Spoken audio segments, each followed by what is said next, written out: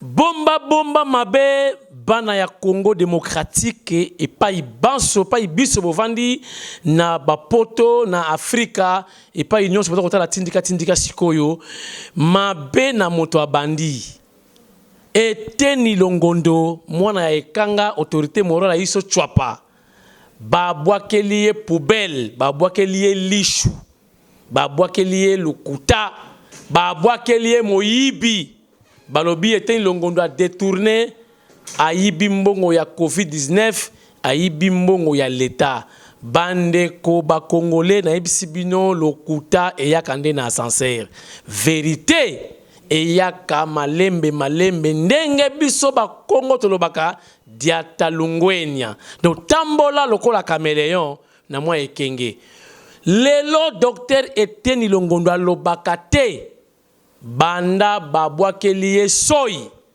mais mwana ya ekanga abimisi vérité nyonso boyokela ina mawa Eteni Longondo akomi tina niveau ya kolobake soki naki mobali te ndenge na ngonga oyo bana nanga batikali borfelin mosi nanga atikali ekomba ngana koloba mingi te ayambaki nde ba journaliste to pe ba panzi sango apesi bango autorisation batu na mituna nyonso oyo bango balingi na ministère ya santé oyo Eteni Longondo c'est déjà une année boyoka mituna idaki ba journaliste mais ba réponse ezalaki ya docteur Eteni Longondo ngana kocha commentaire te lelo botala ndenge lekaki ebandeli tina suka moko na moko aza mwa papier à noter pour lobby abetali solo avec la complicité il y a Aimé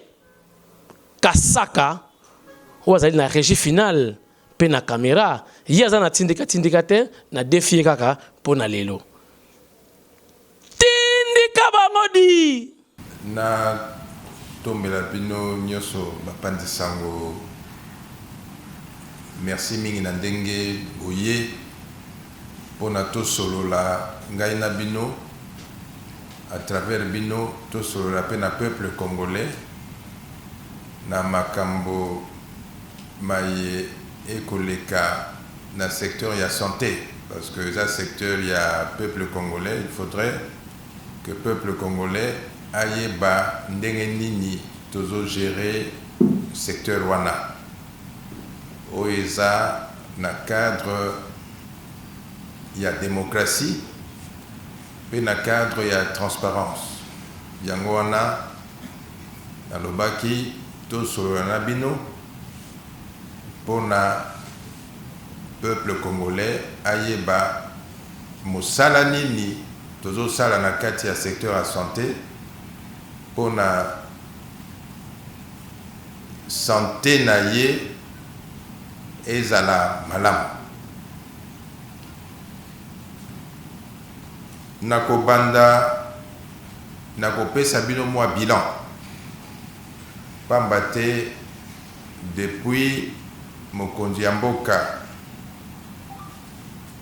na biso Félix Antoine Tshisekedi azwaki mokano ete apesa ngai charge wana ya secteur la santé makambo mingi ese salami notamment tant on azwaki bokonzi oyo na kati ya secteur la santé na mois d'août 2019 na kanisa na ndenge bino boyebi na ndenge biso soto yebi mboka oyo ezalaki na ba épidémie mine donc ba épidémie wana ebandaki koboma biso ebandaki koboma bana na biso ntango tozwi bokonzi tokuti épidémie ya Ebola na est ya pays tokuti épidémie ya rougeole ezalaki na kati ya 26 provinces nyonso tout donc ezalaki na mboka mobimba rougeole ebandaki koboma tokuti épidémie ya choléra na est tokuti pe épidémie ya poliomyélite na Kisasa awa et puis na ex-province ya Bandundu. Tozui ba stratégie na kati ya secteur ya santé pour na to combattre ba épidémie wana nyonso tu esila. Yango wana bomona kina appui à chef de l'État pour na épidémie ya Ebola na ndenge ya oyo esalamaki na est. Épidémie wana na ba stratégie oyo tomontaki yango épidémie wana esili na kanisa mikolo mileki bomonaki ndenge nini na salaki déclaration ya fin ya épidémie wana. Donc pona sika oyo toza susu na épidémie wana te na est ya pays, donc épidémie ya Ebola na est ya pays ezali susu te.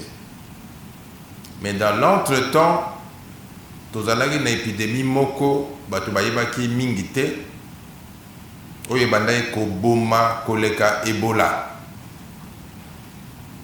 bomi bana mingi awa, ezalaki épidémie ya rougeole.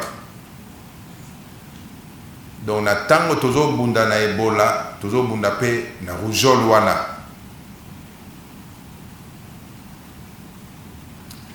Ti sikoyo neti tozali awa, je crois que bilan oyo tosalaki na ndenge bato bakufaki bana na biso de 0 à 5 ans oyo bakufaki bazalaki plus de 6000 et pourtant Ebola ebomaki kaka à peu près ba 3000. To bundani na maladie wana ya rougeole to monter ba stratégie pour na maladie wana esila. To salaki ba stratégie wana pendant que tozo monter pe ba stratégie pour la pandémie ya COVID-19.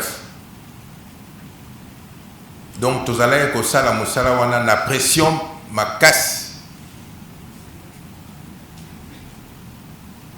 Kobandaki komona awa ndenge nini bato babandaki koloba mingi na ba réseaux sociaux par rapport à maladie oyo. Donc pression ezouta kilikili bisika ebele, mais tolingaki tokokaki kose décourager te, tokokaki kobese maboko na biso te, tozwaki courage na biso.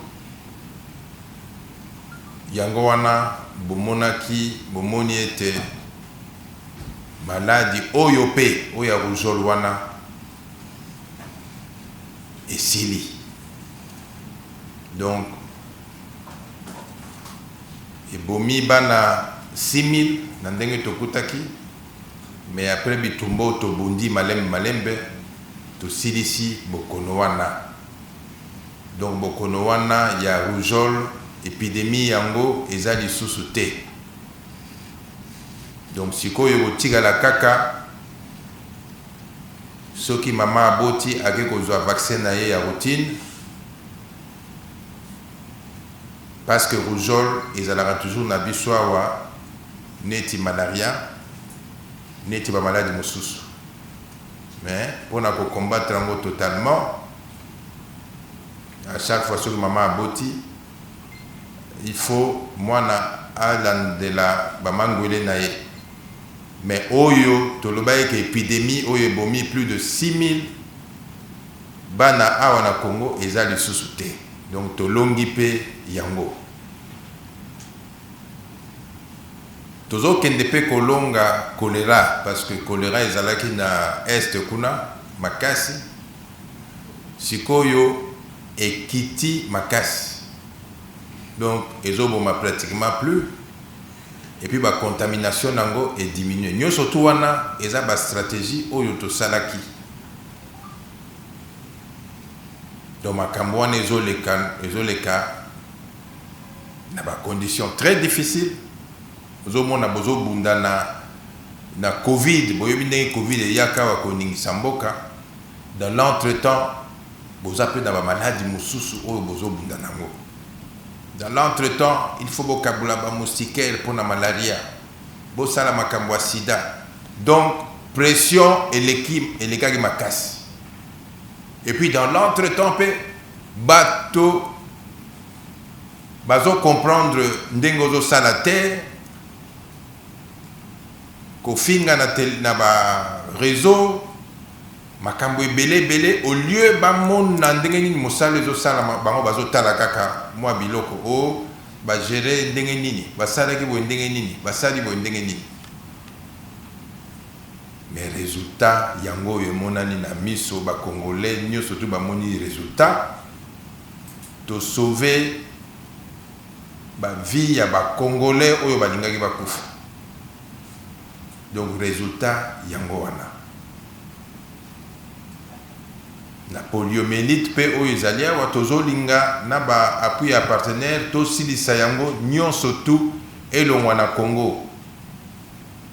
Je crois que nzamba akosunga biso pona ba maladi wana nyonso tu ba poliomyélite esila tozo sala makasi bato bazo comprendre te et bayeba que vie ya ba congolais ezozala sauver à travers ba action oyo tozo mener na secteur de la santé, à travers changement oyo toye ko imposer awa na secteur de la santé.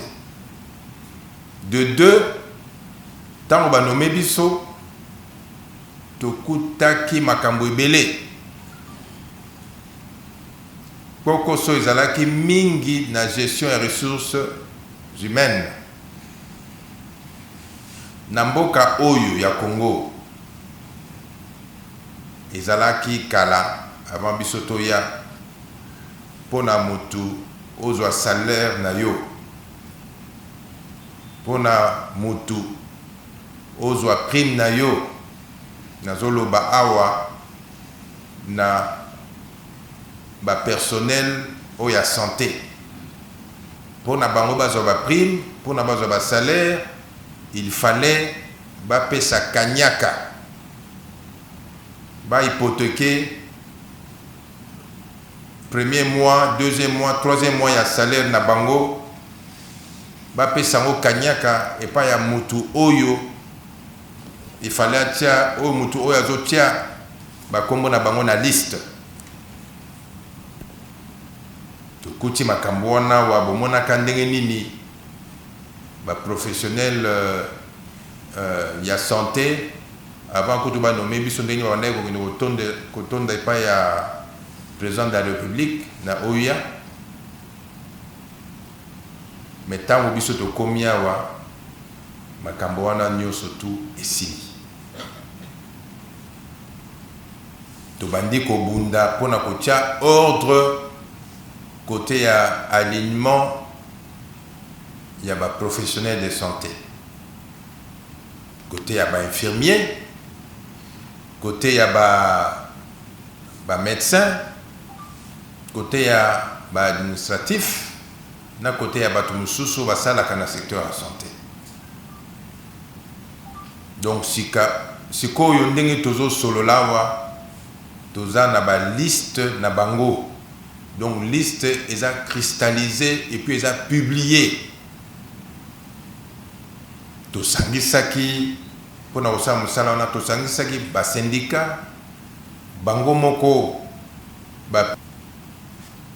ba tonyo surtout ba infirmier nyo surtout ba médecin nyo surtout ba professionnel de la santé misunyo surtout oyo baza aligné na ba liste wana ba kozwa prime na bango. Bayeba ete bakozwa prime na bango coûte que coûte. Problème ezali sikoyo tokopesa bango prime d'une manière échelonnée, tout simplement parce que na bokono ya Covid ndenge ye ko ébranler économie ya monde entier, pas seulement ya Congo. Moi mikakatano ekoti na mboka pona mobiliser les ressources. Yango wana na ba difficulté wana tolobaki ete au lieu tofuta bango mbala moko tokotala au fur et à mesure ndenge nini mboka mobiliser mbongo pona tobanda kofuta bango moke ti tango bango nyonso tu bakozwa ba droit na bango parce que ça ba droit na bango tolingi to améliorer social ya ba professionnel de santé parce que banyokwami mingi nakanisa tango banomaki ngai avant nalobaki parmi ba cheval ba chevaux sur bakolo bandenge wana de bataille nanga eza notamment ya ba professionnel amélioration ya social ya ba professionnel ya santé. Donc wana tozokende malembe ti tango tokosilisa tosisi déjà makambo ya aliment ya ba prime sikoyo tokoleka na makambo ya contrôle physique tosi tobandaki yango déjà na Kinshasa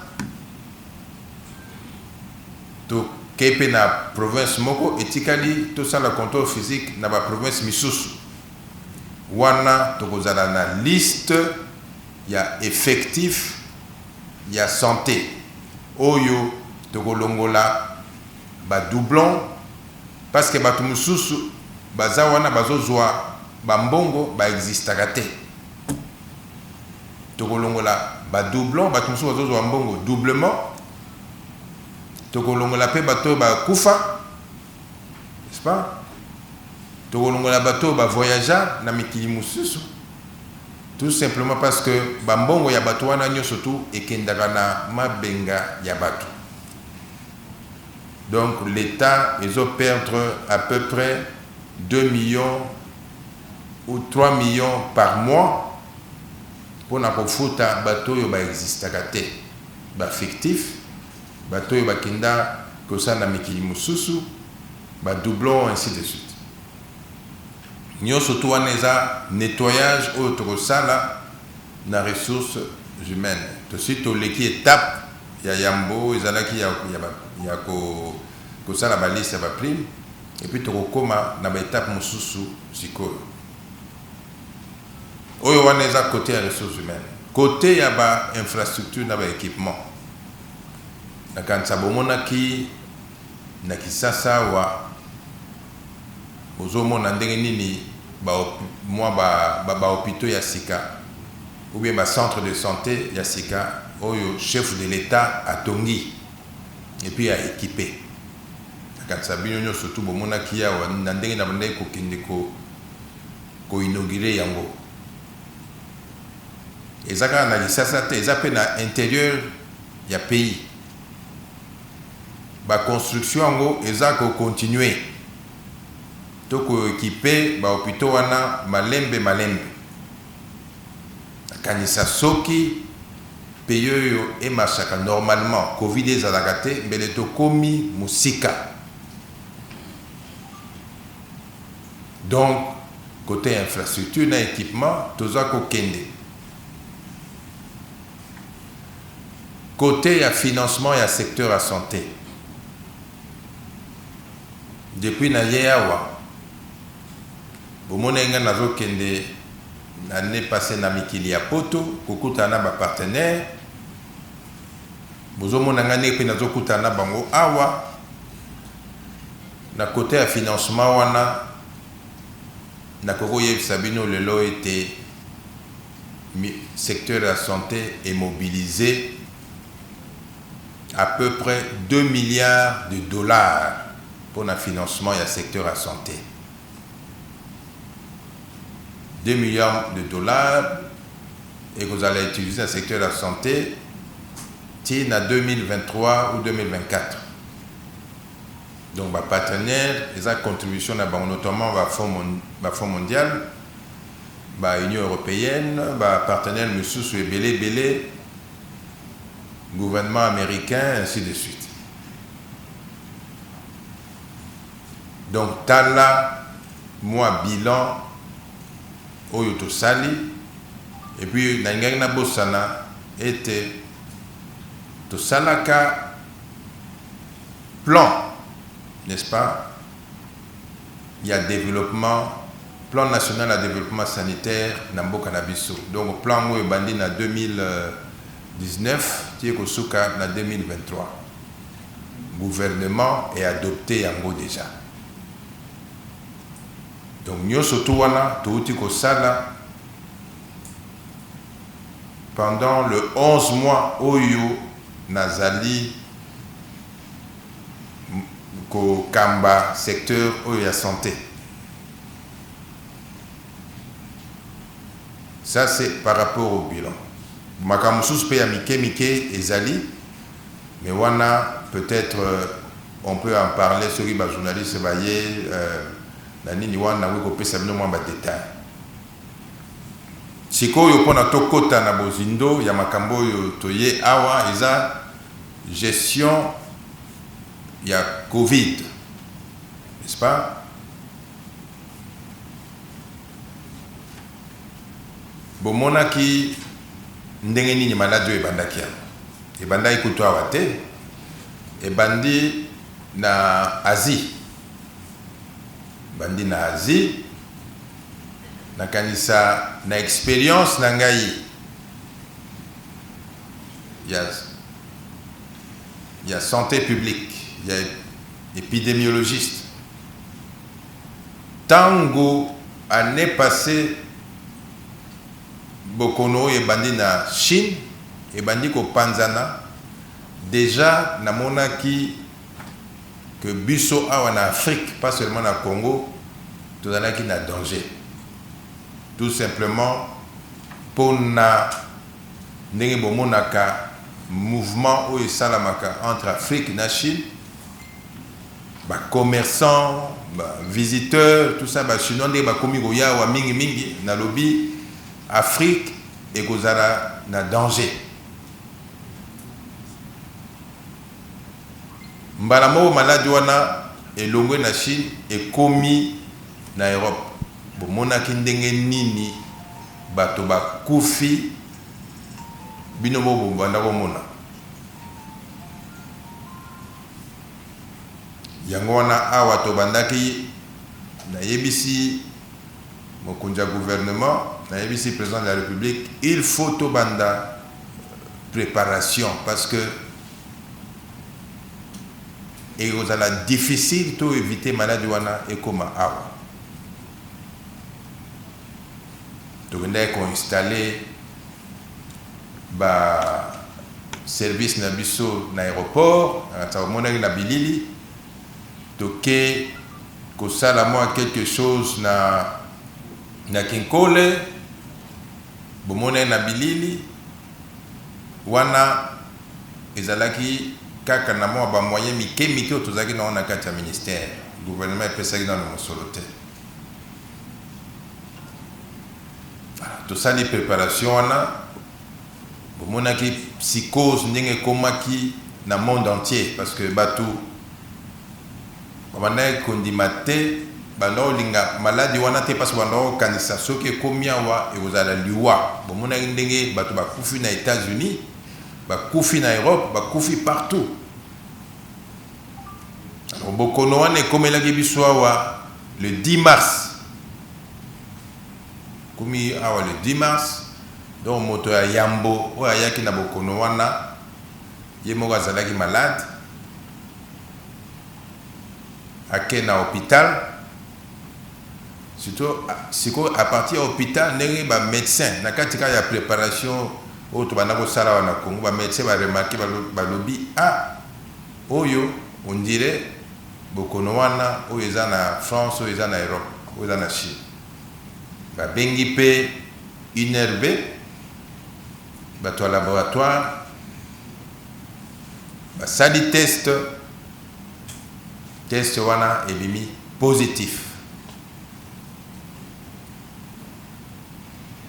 Yango wana bomonaki na yebisi ba Congolais te toza sikoyo na bokono wana pe na Congo bato bandimaki te. O docteur Eteni azolinga azwa mbongo na Banque mondiale et pas ba partenaire parce que ba partenaire baya na mbongo wana Congo. Kofinga bandi makambo ebele bandi boye na boye pression makasi mais na expérience na maîtrise oyo tozala nango tolobaki totala biloko wana te tobikisa peuple congolais parce que imaginez-vous na période wana soki ngai nakitsaka maboko professeur Muyembe akitsaka maboko mbe tongai tosuka wapi tozotala intérêt national ya peuple congolais yango wana tondimaki makambo nyonso to wana me biso tolobi tokosala mosala ti tozwa résultat après tokomi kozwa bato ebele wana Gombe à place tozali parce que ba voyageurs wana mingi babandaki koya au moins na basuki wana Gombe tout ça. Alors siko tolobi na ba stratégie oyo tosala ndenge nini ba stratégie yango je crois que na secrétariat technique tozui mokano tolobi neti bokono wana eza na Gombe bozomona batu baza na Gombe awa ti sikoyo Gombe eza neti mwa centre moko boye économique ya Kinshasa donc batu bautaka na bamasina balemba ba Kingasani ba Malweka ba place wanyo surtout au moins na Tongo bazoya awa na yoka kutu awa na Gombe chaque jour au moins 7 millions ya batu bakotaka awa na Gombe biso tolobi neti bokono wana eza wana Gombe tokoyo kotika batu wana baya awa na Gombe te parce que tant bakozwangwa awa bakende kopanzango na cité ekozala catastrophique yango wana bomonaki tolobi na secrétariat technique to confiner Gombe mutu akota te mutu pe abima te pendant un certain temps. Donc to sali yango et puis to lobby na ba commune mosusu batu oyo tozozwa moko kuno baza na bokono wana baza la pe confiné place bango bazali to bundi na maladi wana pression ezalaki mingi ba politicien ba koti na kati docteur Eteni Boye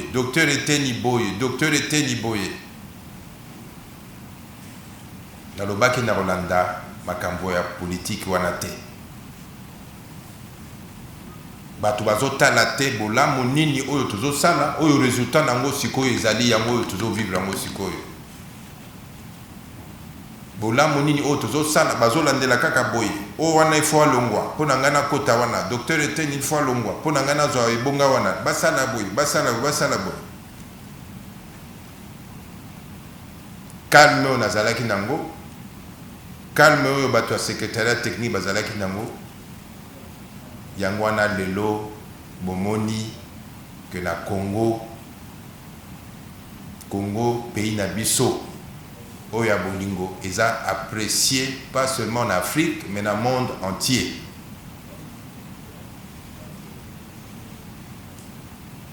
Tobandaki awa chaque jour tobandaki kozwa à peu près 180 malades, 200 malades, 170 malades, mais tobundani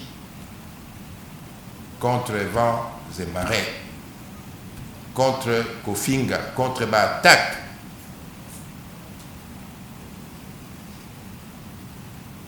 Tokomi sikoyo na Kisasa. Chaque jour, tous attendent. Na mon écoute toujours, moi, toujours un cas à Pamba. Donc, toko nager sikoyo entre 10, 20, 30, na Kisasa. Donc botala ba résultat oyo to sali pona mboka na biso pona vie ya ba congolais ezala sauvé.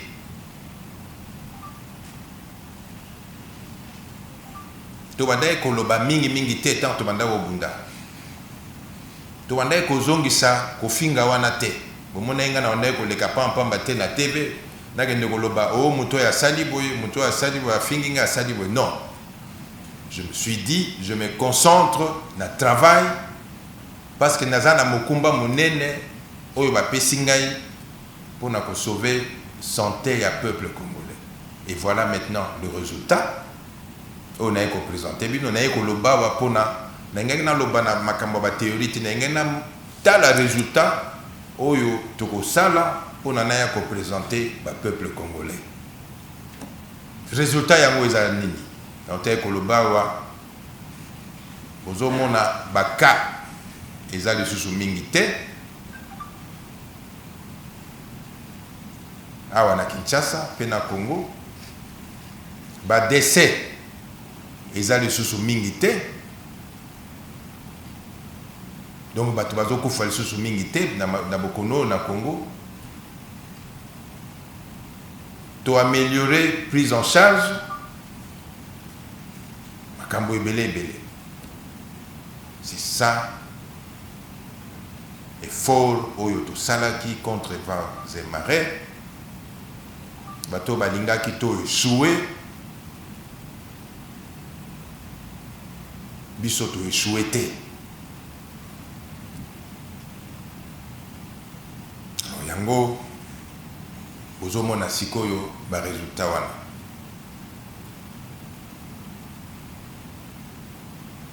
Nalobaka toujours na kati ya secteur de santé bato batiaka ba émotion te ba politique ya pamba te parce que nzoto ya moto basakanaka na yango te. Okoya kobundisa docteur Eteni nga na botama ministre te. Président de la République amoni na expérience na ngai amoni na ndenge na salaka apesi nga ebonga wana na ye pour na améliorer secteur wana. Aza ministre ya liboso awa te ya Congo, na ozala pe ministre ya suka te na secteur de la santé. Mais na période nga naza wana oyo mokonzi ya mboka azosala ngai confiance, bato batika ngai nasala mosala. Baloba ebele te mais bamona ba résultat oyo ezosalama sont des résultats concrets. Toujours salela ba congolais babandaki awa o docteur Eteni akosaki premier cas pona abengisa misolo awa na Congo oyo wana esimbi te parce que misolo yango toza nango eza wapi. Misolo oyo docteur Eteni abengisi awa na Congo eza combien, eza ba milliard boni, eza wapi. Stratégie wana esimbi te bazonge lisusu deuxième stratégie o docteur Eteni akomi kotekisa bibembe ya Covid pona nini amema mosolo epa ya gouvernement.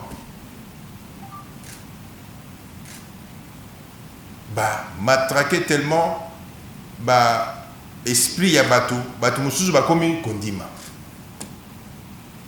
na diligenté enquête la inspection générale de la santé to tamboli kisasa mobimbawa tomoni ata ebembe moko batekisi te. Okotekisa ebembe pona osa na yango nini o pona to gonfler nombre ya bato bazokufa pona misolo eya ebele. Est-ce que tomoni bato yo, je crois que tout ça est bon moi intellectuel na moi raisonnement. Institution ya minene neti ba partenaire Union européenne, Banque mondiale, FMI, gouvernement américain. est-ce que au texte la bango bibembe pour n'a pas pesa yo mosolo est-ce que ezalakate comment vous pouvez vous imaginer ça eza ba partenaire na biso o tozala na bango awa depuis très longtemps babanda depuis tango ba Mobutu bazalaka ka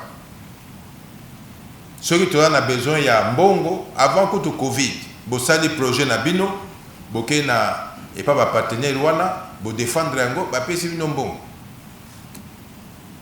banda ko la Covid te pona ba ya ko pesa mbongo na Congo to bandi na Fonds mondial depuis kala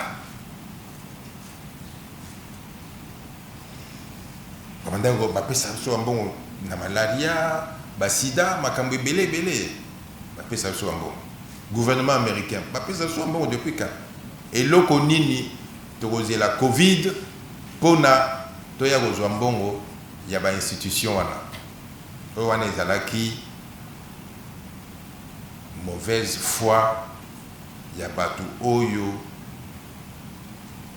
bazala na politique oyo ya ye alongwa ngai na ya wana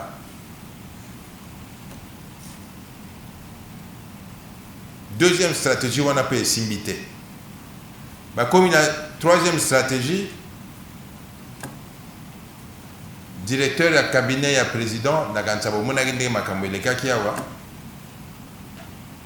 basombaka bakisi na bango avant kutunga nazala nommé kala avant nazala nommé sikoto nazalaki nommé nakuti bakisi yango wana namoni bakisi oyo ezalaki ya malamu et puis namoni bakisi oyo il fallait et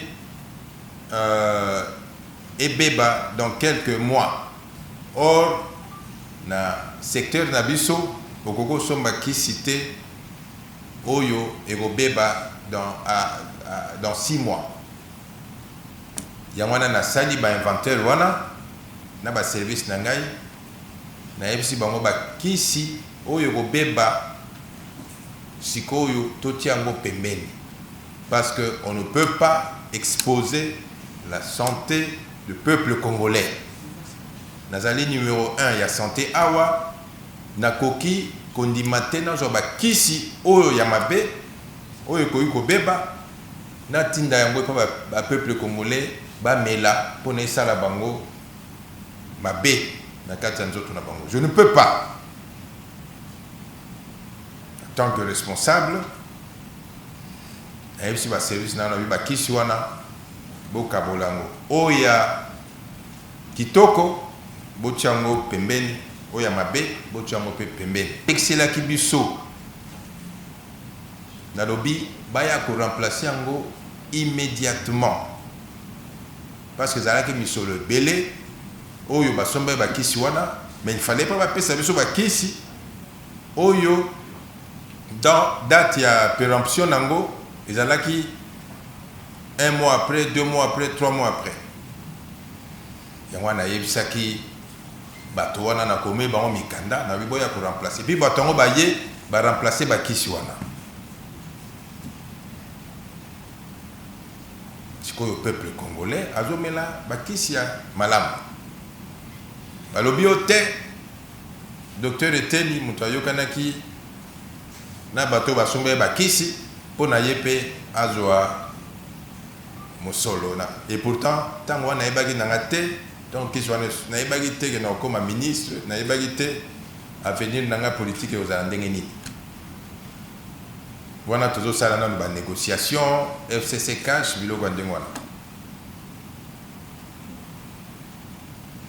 wana bato balingaka politique ya changement te docteur Eteni ayoganaki na bato wana basumba bakisi tout ça docteur Eteni n'y est pour rien na simba na ebiata mosolo yo eutaki wapi te pona basumba bakisi na ebaki te so bakisi yango eutaki wapi c'est après que tant na eko sala ba investigation na ebaki que compagnon me détecter bakisi ba journée est commis ba politicien bazo pesa ba nini ya lokuta biloko ndenge wana tout simplement à cause il y a rigueur oyo toye ko imposer na kati ya secteur de la santé parce que kuna eza blague te. Rigueur il faut ezala na kati ya secteur wana maseki ezala lisusu te. Comme ça peuple congolais azala na nzoto ya kolongono parce que développement oyo tozoloba makambo nyonso to ezo tourner na être humain. Ce qui yo moto zalité développement et ozalate. Ce que yo moto il faut nzoto na yo et permettre yo au ça le développement wana. Ce oza na malade moyen au ça la mosala ezate. Donc to ko blaguer na secteur wana te. C'est pourquoi to linga to imposer rigueur. Puis aussi bato ya secteur wana il faut to comprendre bango. To bazo sala na secteur wana bazala pe na vie moko ya malonga. To tambola na mikili mususu. Bomona randenge ni ba infirmier bazala quand même, bomona randenge ni ba médecin bazala ka.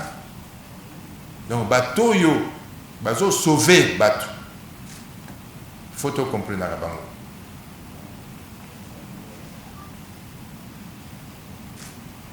Stratégie wana ya bakisi et simbite parce que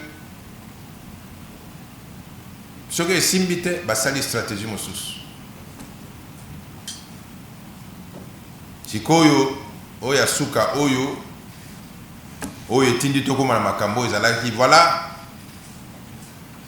mais gestion na kati ya mbongo ya Covid. Je ne crois pas qu'il y a eu une gestion là-bas. Na koki koye sabino le lo était détournement na kati ya mbongo wana ezalaki ezate. Motomoko azui mbongo ya Covid te. Na koko pesa bino ma chiffre. Parce qu'il faut toujours koloba na ba chiffre à l'appui. Mbongo oyo eleki na ministère ya santé depuis Bokono oyo bandi ezali 7,8 millions de dollars et puis 5,4 milliards de francs congolais. Nambongo wana ezalaki reparti ndenge nini. Donc surtout convertir 5,4 milliards wana na dollars, donc to sangisi na 7,8 millions de dollars. Nyon surtout au électrique dans le secteur de la santé, ils ont 10,6 millions de dollars. C'est to convertir ba milliards wana ya francs na dollars. Donc na kati ya 10,6 millions wana toza na 4 millions 550 000 oyo totindaki na ba province pour soit préparer lutte contre Covid, soit pour la province où ils déjà na kati ya Covid, ça la lutte na bango malade. Donc totindaki na province ya Congo central 500 000 dollars, totindi na province ya Sud Kivu, Nord Kivu na Katanga 300 000 dollars. Chacune de provinces a joué 300 000 dollars. Et puis la province sous période où ils allaient na ba malade ils allaient na malade à Covid tête au 150 000 dollars à chacune. Donc nous surtout on sali 4 550 000 dollars. Et puis mon solo wana et yaki na compte ya santé té. Donc outil na banque centrale mbala moko et kei na compte ya ba province. Ke na compte ya ba province. Le website bango ba utiliser yango uniquement pour la lutte contre Covid. Alors sikoyo toyebisa bango bapesa biso pe ba rapport comme ça toyeba ndenge nini mbongo wana ezalaki utilisé. Donc ba problème mususu bayaki na ba rapport na bango déjà toko analyser ba rapport wana. Deux, en dehors il y a mbongo totindaki na ba province topesaki 500 000 dollars dans l'hôpital il y a cinquantenaire. Donc vous voyez que l'hôpital wana ils ont retenu parmi les hôpitaux Oyo et ça la prise en charge de la Covid. Donc, tu peux 500 000 pourquoi? Parce que vous avez un secrétariat technique et un organe autonome. Ils doivent dépendre directement de la présidence de la République. Ils doivent dépendre du ministère de la Santé. Le secrétariat technique na ministère de la Finance, et pas il y a na cinquantenaire, que solo là, n'engeni cinquantenaire et que soit en charge des malades ou il y a Covid. Cinquantenaire est sali, les conditions nango. Et le bilan, il faut payer 900 000 dollars par mois. Voilà le ministère de la Santé, Zakunate. Alors, bah signé bah mikanda, tout le monde a dit PV en gros. Ministère de la Finance est une PV en gros et pas il y a Premier ministre. Alors, si koyo jour il y a paiement, bah bengi comptable nabiso a kende ko. To yeba ko tout eso ezala ki paiement nini. Comptable nabiso a quelque chose 500 000 wana bah ici à partir de bah non non. Et ça pour la cinquantenaire. Donc, ils ont qui ministère de la Santé a fait ordre de paiement en athée, bisoto yebakite ordre de paiement au ministère de la Finance. Alors, yangwana, mais babengi comptable na biso nous avons bon wana. Tant comptable na biso azumbo wana yebsinga na lbi non, il faut le kaka bo pesa mbongo ngo na cinquantenaire. Neti ezaki mbongo na cinquantenaire ba pesa yi. Alors, sikoyo tolobi neti biso toza ministère à tutelle ata ceux qui banani bafutaki bambongo kuna il faut biso to protéger l'État congolais. Quelques jours après nazalaki na esengo ya représenter émission ya lelo ya Saoudi ya docteur Eteni Longondo mwana ya ekanga bomoni éclairage. Donc Eteni Longondo aza maboko pembe. Mais namoni molili na moni wana na dossier ya hôpital ya cinquantenaire. Nga mutu na moni molili kuna. Do ben inspecteur na bosisi musala te. Awa aussi bolongwaki bokende kuna. Bo tout na facture ya chaque malade bo comparer na oyo ba traita kabanda kala na oyo ya Covid. Soki ba vimbisi bo tout na loso wana vimbi e uti wapi. Merci na docteur Eteni Longondo. Et pe ya lobby mbala oyo a komi libre à tout moment a kosolola na ba panzisango ndenge balingi bolukiye ye akoyamba bango a kosolola na bango sans problème.